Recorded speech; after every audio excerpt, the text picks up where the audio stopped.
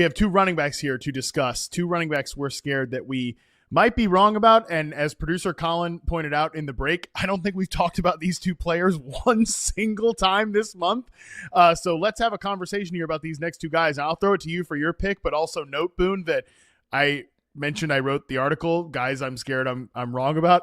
Both. This was my other running back pick in addition to the guy I'm going to talk about. So let it rip here on Javonte Williams. All right. So for me, I have Javonte down at RB40, which might seem like a weird spot to have a guy that could be the number one running back on his team. But I'm just not buying him as the lead back there. And I don't think that he's going to provide enough fantasy value to make it a worthwhile pick. And that seems crazy because he is going later in drafts still, even though he's going higher than where I have him. He is super cheap and there's not that much risk involved. I understand it, but his ECR right now of RB33, like that's just entirely built on people going, someone has to carry the ball in Dallas. I guess it's going to be that guy, right? Like he has not proven that he can be this player anymore. And I think it's sad. Like if you look at his career, what happened to him, the injury, 2022 tears his ACL and LCL.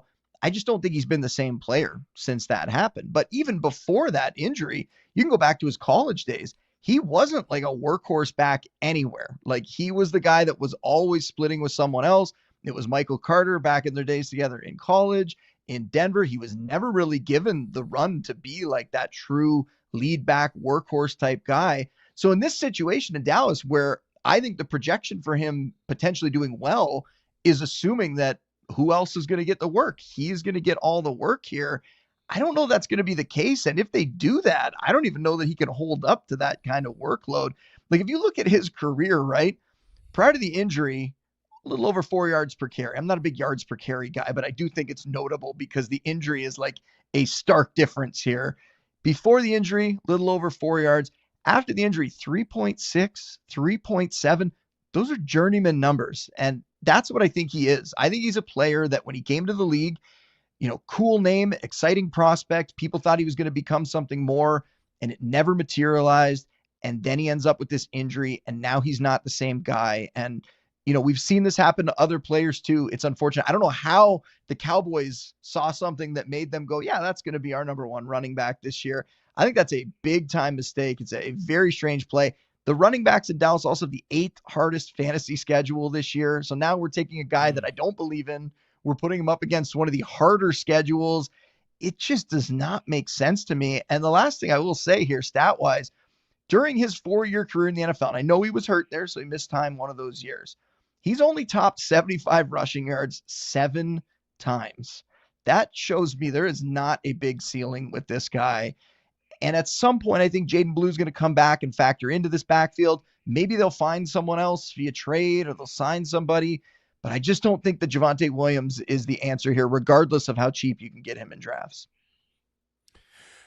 Okay, lots to get into here. First of all, again, like I said, he was in my article too. And I'm actually lower than you are from a rankings perspective. I have him running back 45 because it's just like, if you're using my rankings, I don't want you to draft Javonte Williams. Yeah. He goes late enough where it's like whatever, but running back 33, you said is the consensus ranking here, Boone. That's sure just I saw today. Yep. That's just okay. People are doing projections. They're just penciling him in as the starting running back and being like, all right, cool. Yep. That any old Dallas Cowboys starting running back, that's going to be coming out to running back 33. Here's the thing though. Like, let's just assume for a second that he is just going to be the starter all year long. He's going to be the guy that just he's the guy. Okay. Last season in Denver, Javonte Williams had a 43% share of the backfield touches. He was the lead ball carrier, and he was targeted on 24% of his routes last year.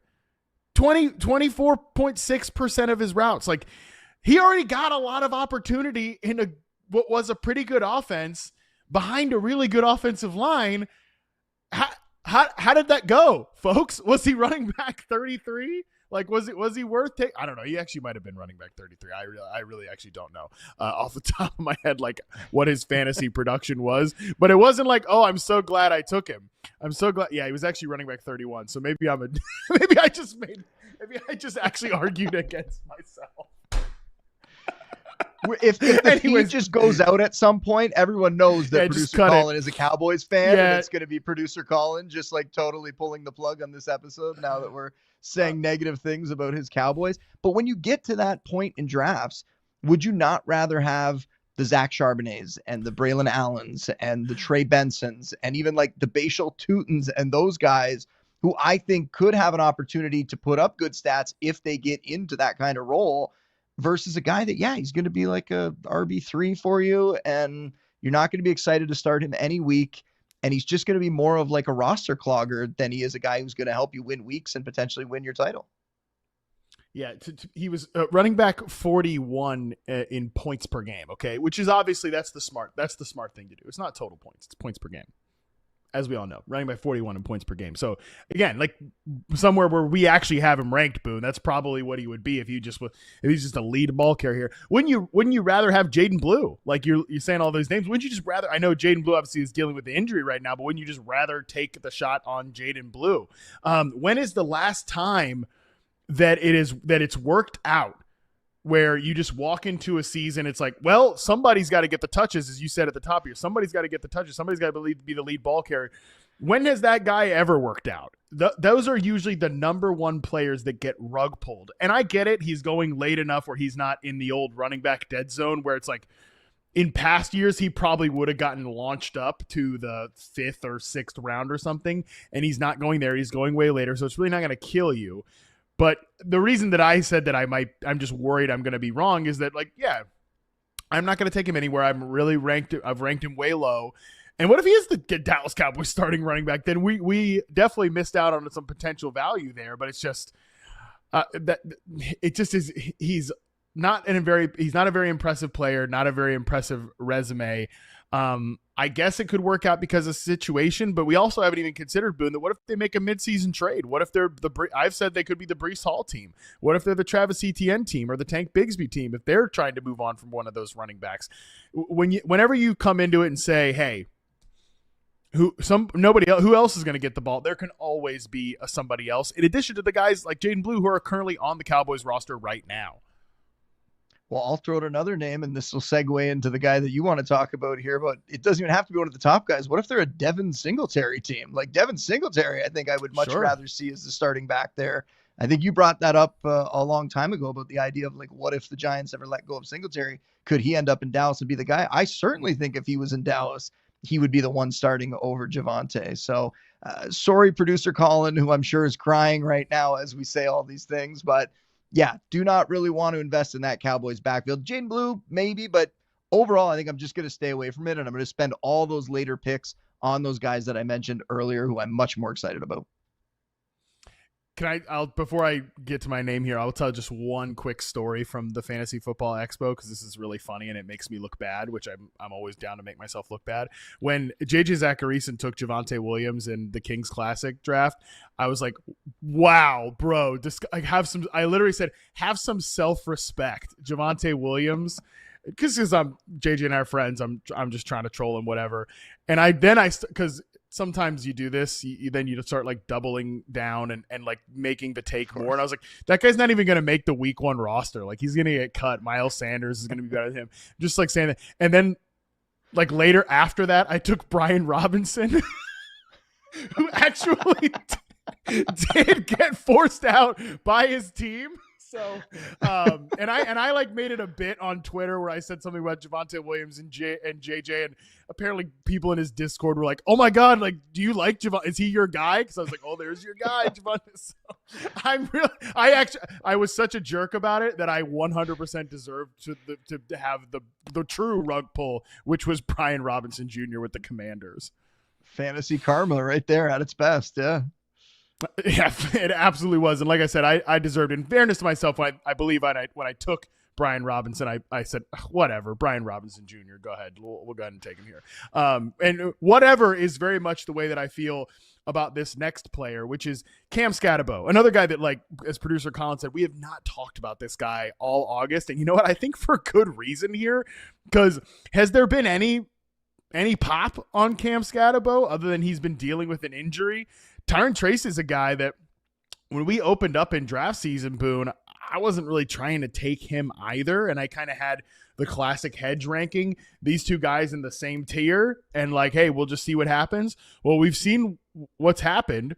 I thought it might just be, hey, week by week, these guys are like eating into each other committee here, but Skattebo's not been at practice. He's been dealing with an injury, and all the, like, Jordan Ronan from ESPN said, like, hey, this is Tyron Tracy's job. Now, Jordan kind of tried to say, for now, all that stuff, of course, but the report was that, and by all accounts, Tracy's the starting running back right now. Now, Tracy could be playing himself out of this job at some point, but I've moved Tracy into kind of like the decent little running back 3-bet kind of tier. And Skattebo's a guy that I'm just way lower than consensus on. He's like still running back 39 in consensus rankings. I have him at running back 48. So he is definitely trending down overall. But I don't think he's trending down enough, Boone, because even in I'm like warming to the Giants offense a little bit just because I think Russ can be functional, and we've seen Jackson Dart in the preseason, but still, I'm not all that geeked up about like the freaking starting running back of the Giants. And so if it's going to be Cam Skattebo, who's a fun player, he's a hammerhead, I just have like never been interested in drafting him in fantasy this year. Yeah, I agree. There was a brief time, I might have said this on the show before, but there was a brief time. So I was like all in on Tracy early in the offseason. I was like, yeah, he's definitely going to be the guy. They like him. I like what he did last year. He looked good out there. And then I fell victim to like those early training Cam Skattebo, catches and highlights. He was making a few plays, some acrobatic grabs around the end zone. And I went, okay, well, could see him being like a Dable guy, and maybe he'll start to work in a little more. And I moved them up together. And then he got hurt, and that sort of sealed the deal, because when he got hurt, that was when all the beat writers came out and started to say like, no, this is going to be 70-30. It's going to be Tracy's backfield. And we'll see if Skattebo can kind of carve something out as the year goes along. And I believe he's back at practice now, so should be out there week 1. But, had an injury. It's always a risk that he could end up getting hurt again and aggravating something. That's what happened the first time, right? He got hurt. He rushed back, hurt himself again, and then had to miss a little more time. And you look at what Tracy did last year, like RB21 from week 5 on. That was when he like actually started to get the bulk of the snaps, and he was producing. We know he has a good pass catching background. So even if the team isn't doing well, he's got other paths where he could go down to put up fantasy points. And I think just with Cam Skattebo, like 4.71 40 time, that's 17th percentile, 24th percentile speed score. Like, he can be a contributor, but can he win in the NFL in the ways that he won in college? Can he just kind of be this like big presence and dominate guys? Like, he's not Derrick Henry. He's not that kind of guy. So then you wonder, like, can he be the lead back playing that sort of style? Or does he fit more as just like a contributor in a backfield and a complementary piece? I think that is probably true. The concern here for Tracy now would be, do they get someone else involved around the goal line? Because we even saw in the preseason, Tracy took his shot. He didn't get in. And then they put Devin Singletary out there, and Devin Singletary got in, right? So you worry, could Skattebo be that guy where they put him around the goal line, and now that starts to eat into some of Tracy's upside? I certainly think that's possible. But the idea of Tracy giving up this backfield, I don't think that's going to happen this year to Cam Skattebo. Yeah. And even if Tyron Tracy, which is, again, I'm not trying to like rush out to draft Tyron Tracy or anything like that, because Devin Singletary is still in the mix here, as you mentioned. And Devin Singletary is a Brian Daboll guy. Coaches love having him around. So, yeah, he's a guy that could still be very, very much involved in the proceedings this year, especially if he sticks on the roster. So, yeah, it just, to me, the Skattebo thing, I like the way you framed that in terms of his skill set. Like, maybe he just ends up being one of those great college player, not an NFL back type. I mean, he fell to the 4th round. Like, that was another thing it was weird how much people were just so quick to throw Skattebo like in the early best ball drafts ahead of Tyron Tracy, because I was like, one of these guys has played already and done pretty well, not like great, but pretty well in the NFL. The other one is just a college player that we're familiar with. And they're both former day 3 draft picks. And when you think about it from like a drafting standpoint, Tracy, I am willing to take because he's one of the cheapest starters out there who I think could give you low end RB2 numbers. Like maybe there's not like an elite ceiling there, but where you're Sure. getting him, you could put him into your RB2 spot. Maybe you could put him into your flex spot, certainly. And that's not bad value for where he's going in drafts.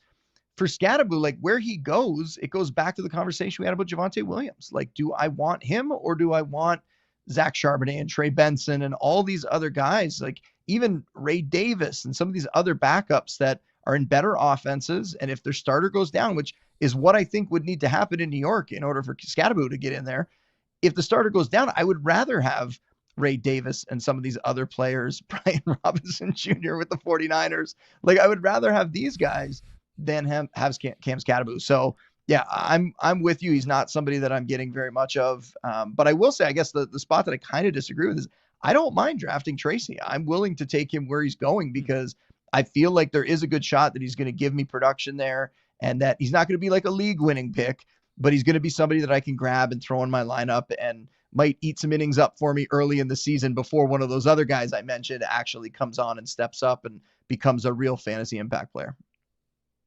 Yeah, I don't mind taking is where I'm at. Not like, again, I'm just not saying I'm not rushing out to grab him, but he makes sense. I have him ranked at 25. He's consensus ranked 27 there, I believe. So yeah, definitely a guy that I'm totally fine. What is DeAndre Swift doing at 21? Can we talk about that for a second? What is DeAndre Swift doing ahead of Tony Pollard? Tony Pollard, by the way, people need to be drafting Tony Pollard. Okay. Yeah. Like I get it that he's in the same tier as like RJ Harvey, which are, and some of these other interesting names, but Tony Pollard belongs in a tier, a group above this. Tajay Spears on IR with the high ankle sprain, like a real deal high ankle sprain. Pollard needs to be going higher than this. He should not be next to DeAndre Swift. So yeah, and I say Swift's name because he's a guy I'd rather have Tyron Tracy as ahead of DeAndre Swift. Just last point here, Boone. Again, we are still talking about like the starting running back of the New York Giants, who in these wisdom of the crowd offensive rankings, 29, 30, 30. Like the 30th best offense maybe in the NFL. We're discussing the starting running back of that team. So just something to note here. I agree with you, though, that I do think they are going to be more interesting, at least more interesting to watch. It might not lead to like a ton of wins, but they're going to be a very interesting watch. There's some really good talent on that team. Like I said, I like Tracy. We know Malik Neighbors is there. And when Jackson Dart gets out there, it's going to be fun. It's going to be fun to watch. He's going to be a guy that we could consider for fantasy at that point. Theo Johnson at tight end is somebody who I think people aren't really talking about, but if you're looking for like the deepest of deep tight end targets, like a true I'm sleeper talking about him. Yeah, he was a guy right last year that put up some good numbers, and now you figure the quarterback play is going to be better this year. So why not Theo Johnson when you're talking about, tight ends who are outside of the top 20 at the position? So we're throwing some real Hail Marys there, but that's a guy that I think could certainly step up, and a guy that I'm happy that I took in like the 5th round in a lot of dynasty rookie drafts, because he's somebody that after what I saw last year, I think can be the starter for the Giants moving forward and could potentially put up some good numbers if this offense takes a step forward, which I think it's going to. Yeah, I have a suspicious amount of Theo Johnson in fantasy this year as like my tight end too.